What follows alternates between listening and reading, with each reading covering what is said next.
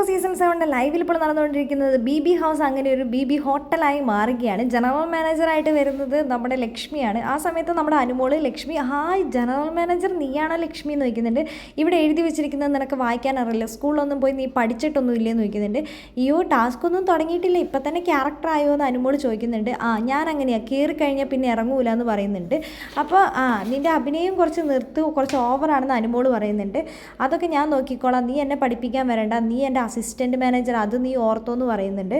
അപ്പോൾ അനുമോൾ പറയുന്നുണ്ട് ഞാൻ ഓർത്തോളാം ഇപ്പോൾ ക്യാരക്ടർ തുടങ്ങിയിട്ടില്ല, ടാസ്ക് തുടങ്ങുമ്പോൾ ക്യാരക്ടർ കയറ്റിയാൽ മതി എന്ന് പറയുന്നുണ്ട്.